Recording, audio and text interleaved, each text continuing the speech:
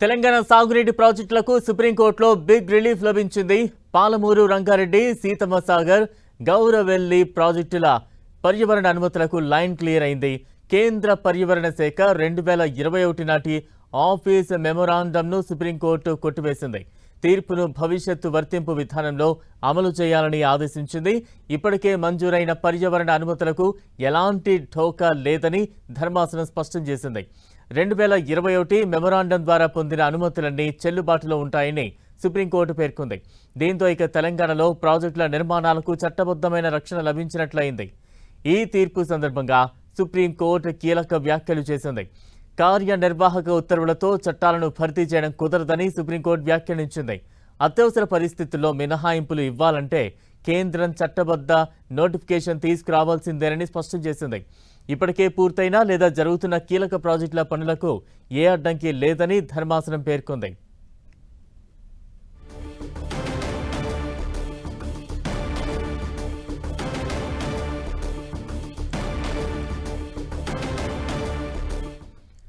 తెలంగాణ సాగునీటి ప్రాజెక్టులకు సుప్రీంకోర్టులో బిగ్ రిలీఫ్ లభించింది. పాలమూరు రంగారెడ్డి, సీతమ్మ సాగర్, గౌరవెల్లి ప్రాజెక్టుల పర్యావరణ అనుమతులకు లైన్ క్లియర్ అయింది.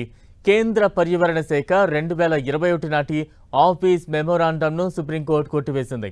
తీర్పును భవిష్యత్తు వర్తింపు విధానంలో అమలు చేయాలని ఆదేశించింది. ఇప్పటికే మంజూరైన పర్యావరణ అనుమతులకు ఎలాంటి ఢోకా లేదని ధర్మాసనం స్పష్టం చేసింది.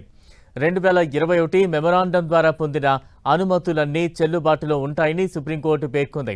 దీంతో ఇక తెలంగాణలో ప్రాజెక్టుల నిర్మాణాలకు చట్టబద్ధమైన రక్షణ లభించినట్లయింది. ఈ తీర్పు సందర్భంగా సుప్రీం కీలక వ్యాఖ్యలు చేసింది. కార్యనిర్వాహక ఉత్తర్వులతో చట్టాలను భర్తీ చేయడం కుదరదని సుప్రీంకోర్టు వ్యాఖ్యానించింది. అత్యవసర పరిస్థితుల్లో మినహాయింపులు ఇవ్వాలంటే కేంద్రం చట్టబద్ధ నోటిఫికేషన్ తీసుకురావాల్సిందేనని స్పష్టం చేసింది.